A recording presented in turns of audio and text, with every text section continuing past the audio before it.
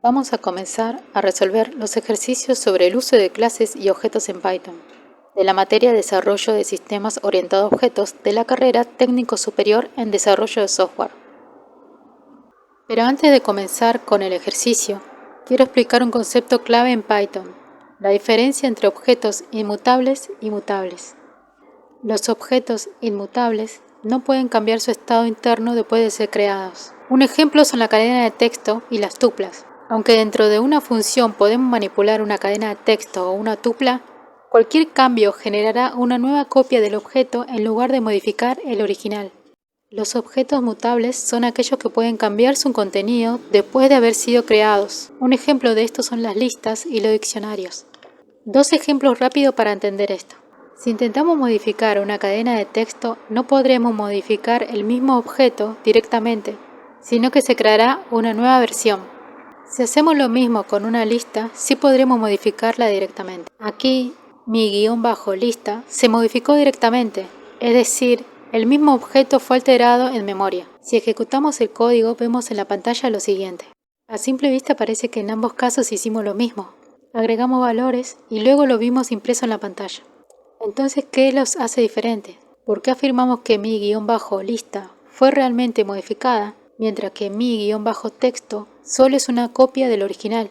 Y la respuesta está en cómo Python maneja la memoria detrás de escena. Veamos cómo es esto. En el caso de mi _texto, usamos el operador más igual para agregar el string mundo. Este operador no modifica el objeto original, sino que crea una nueva cadena en memoria y luego reasigna la variable mi _texto a ese nuevo objeto. En cambio, con mi _lista usamos el operador punto para invocar un método append que agrega el valor indicado al final de la lista. En este caso sí se modifica directamente el contenido del objeto original en memoria, y lo comprobamos así. Agregaremos la función id dentro de cada print tanto en el caso de la cadena de texto como en el caso de la lista. Con esto buscamos que nos muestre la dirección en memoria del objeto antes y después de la modificación, y comprobaremos quién de los dos realmente se mantiene original. Ejecutamos nuevamente y observamos en pantalla. El primer número representa el identificador del primer objeto, mi _texto, y el segundo es el identificador del nuevo objeto creado tras la operación más igual. Esto nos indica que no se modificó el objeto original, sino que se creó uno nuevo en otra ubicación. En este caso, ambos números corresponden al identificador del objeto mi _lista, antes y después de la modificación.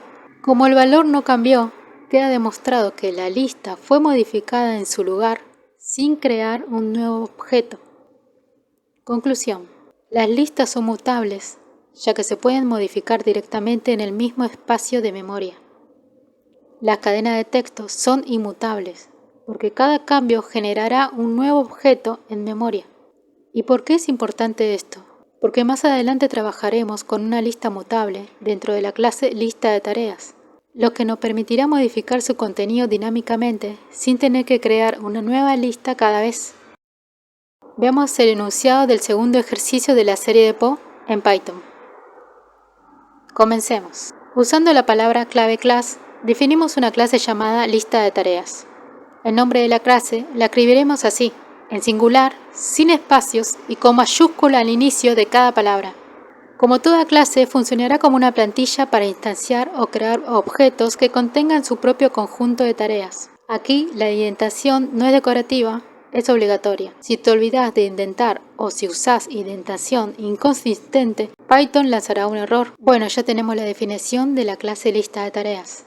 Ahora vamos con el cuerpo de la clase, es decir, todo lo que esté dentro de la indentación de la clase lista de tareas. Aquí vemos 4 bloques al mismo nivel de indentación. Cada bloque comienza con la palabra clave def, lo que indica que son funciones, y que por estar dentro de una clase, las llamaremos métodos.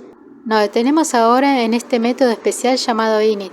Es un método especial y su nombre viene de la palabra inicializar. Su función es ejecutar un bloque de instrucciones cada vez que se crea un objeto. No crea el objeto, eso lo hace Python internamente, pero sí lo prepara, ya que inicializa sus atributos. Dentro de este método init vemos un solo parámetro, self. Recordemos que self es una convención en Python. Es un parámetro al cual no se le debe pasar un valor, representa el propio objeto que estamos creando. Es la forma en que Python tiene de referirse al objeto desde dentro de sus propios métodos.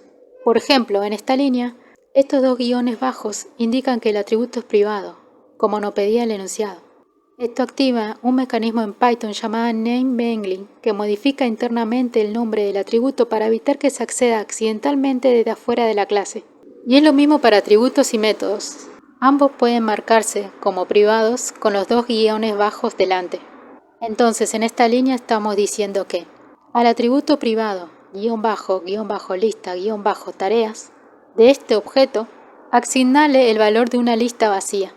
Porque como no definimos otros parámetros además del self, significa que no será necesario pasarle ningún valor al crear el objeto. Cada vez que creemos una nueva instancia de lista de tareas, la lista comenzará vacía gracias a esta línea que escribimos dentro del init, donde le asignamos el valor de una lista vacía. Avanzamos en el código y vemos estos otros tres métodos que aparecen aquí. En este caso, def agregar tarea y entre paréntesis self, tarea. Estos dos puntos son los que abren el bloque indentado, es decir, el espacio donde escribiremos todo lo que forma parte de este método. ¿Este método es un getter? No, porque no devuelve directamente un valor del atributo. ¿Es un setter? Tampoco, porque no establece un nuevo valor completo del atributo, el método agregar tarea. Es un método personalizado y público. Actúa como una especie de operación controlada sobre el atributo privado. Evalúa una condición antes de modificar la lista, para asegurarse de que la tarea no se agregue dos veces. Lo primero que hace es una validación con esta línea. Con esta línea estamos preguntando, ¿la tarea que estás pasando no está ya en la lista del objeto en cuestión? Recordemos que self hace referencia al objeto con el que estamos trabajando o manipulando. Si la respuesta es sí y no está en la lista, entonces se ejecuta el bloque de código indentado debajo. Para agregar una nueva tarea a la lista usamos el método append, que es propio de las listas en Python. Este método siempre agrega el nuevo elemento al final de la lista, es decir, en la última posición disponible. Por ejemplo, si la lista tiene 3 tareas, la nueva tarea se ubicará en la posición 4. Las tareas se irán sumando una detrás de otra en el orden en que la vamos registrando.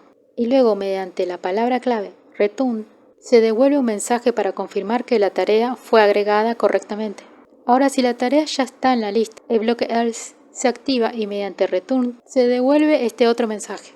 Ahora vamos a ver este otro método muy importante. Def quitar tarea y entre paréntesis self, tarea, que como su nombre lo indica, elimina una tarea de la lista si es que ésta ya existe. Empecemos por la validación. Lo que hace esta línea es verificar si la tarea que queremos eliminar está en la lista. Se usa el operador int, que en Python significa está dentro de. Entonces, si la tarea existe en la lista, se ejecuta este bloque. Acá usamos el método remove, que es un método propio de las listas en Python. Su función es eliminar el primer elemento que coincida exactamente con el valor que le pasamos. En este caso, elimina la tarea que queremos quitar. Si la tarea fue eliminada, el método mediante la palabra clave return devuelve este siguiente mensaje. Pero si la tarea no se encontraba en la lista, entonces el bloque else se ejecuta y devuelve este otro mensaje. Esto nos permite informarle al usuario si la acción tuvo éxito o no, y también evitar errores por intentar eliminar algo que no existe. Sigamos. Def, mostrar tareas y entre paréntesis self. Esto es lo que se llama un getter personalizado, es decir, un método cuyo único propósito es obtener el valor de un atributo privado. En este caso el atributo es lista, tareas. Entonces este método devuelve simplemente el contenido de la lista de tareas usando esta siguiente línea. Gracias a este método podemos ver el estado actual de nuestra lista sin modificarla, solo la consultamos sin tocar su contenido. Ahora pasamos a la instancia del objeto, es decir, a su creación. En este ejercicio instanciamos un objeto justo debajo de la clase lista de tareas, porque no hace falta salir del archivo, simplemente salimos del bloque de indentación de la clase. Al hacerlo, el código deja de formar parte del cuerpo de la clase. La instancia se hace de la siguiente manera. Nombre del objeto igual al nombre de la clase y entre paréntesis los valores que se le quieran pasar a los parámetros del init. Los valores que se pasan deben coincidir con los parámetros que contenga el método init, excepto self, que Python maneja automáticamente. En nuestro caso, el método init solo tiene el parámetro self, por lo tanto no es necesario pasar ningún valor al crear el objeto, y queda así. Lista de tareas crea un objeto y Python lo guarda en una dirección de memoria. Luego esa dirección se le asigna a la variable lista que usaremos para interactuar con el objeto creado. Al crearse el objeto, Python ejecuta automáticamente el método init, como ya explicamos. A este método le asigna una lista vacía al atributo privado del objeto, en nuestro caso, lista, tareas. Bueno, ahora ya tenemos la variable lista, que representa el objeto que acabamos de crear. Podemos acceder a sus atributos y métodos utilizando el operador punto. Es decir, primero va el nombre del objeto que creamos, luego un punto y después el nombre del método seguido de paréntesis. Si el método necesita argumentos, lo colocamos dentro de los paréntesis. Si no lo necesita, dejaremos los paréntesis vacíos. Vamos a agregar 3 tareas. Para eso, llamamos al método agregar tareas de esta forma. Recordemos que el método agregar tareas validaba si la tarea existía en la lista y si no existía la agregaba. Lo que hacemos acá es usar un print para mostrar en consola el mensaje que devuelve cada llamada al método agregar tarea, porque el return por sí solo no imprime nada, solo devuelve un valor. Entonces, ¿por qué no usamos el print directamente dentro de la función agregar tarea? Porque dejamos el return en la función para tener más control y flexibilidad, y el print en la parte de presentación para mostrar el resultado.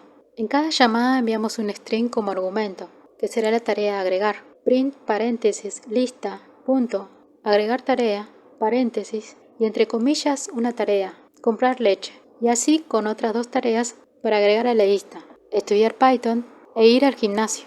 Ahora llamaremos al método mostrar tareas con el objetivo de verificar el estado actual de la lista tras realizar las operaciones de agregación. Esta llamada nos permitirá comprobar si las tareas fueron correctamente almacenadas y nos sirve como una forma de validación visual del comportamiento del método. Simplemente nos devuelve la lista completa de tareas actuales después de haberlas agregado. A continuación procederemos a realizar operaciones de eliminación mediante el método quitar tareas, al cual le pasamos como argumento el nombre de la tarea que deseamos remover. El procedimiento es el mismo, solo cambia el nombre del método. Print paréntesis lista punto quitar tarea, paréntesis y entre comillas una tarea a eliminar, estudiar Python, y así con otra tarea para quitar de la lista, ir al cine. En este punto es importante destacar que este método implementa una verificación previa, es decir, valida que la tarea exista efectivamente en la lista antes de intentar removerla. Como habíamos acabado de agregar la tarea estudiar Python, el primer print comprobará su eliminación con un mensaje específico, y en el segundo print veremos qué mensaje nos muestra cuando intente eliminar una tarea que no está en la lista. Luego de ejecutar las eliminaciones, volvemos a invocar el método mostrar tareas para inspeccionar el contenido actual del atributo lista-tarea. Si le damos al play en la consola, vamos a ver lo siguiente. En resumen, lo que estamos haciendo aquí es observar cómo cambia el estado interno del objeto antes y después de aplicar ciertas operaciones. Es decir, cuando usamos agregar tarea y pasamos los valores por referencia, ¿sí? Al agregar una tarea o quitar tarea no estamos trabajando con una copia de la lista, sino con la lista original que vive dentro del objeto. Cualquier cambio que hicimos dentro del método afectó directamente el contenido real del objeto y esos cambios se reflejan fuera de las funciones. Por eso los cambios se reflejan automáticamente cuando usamos mostrar tareas para inspeccionar el estado actual.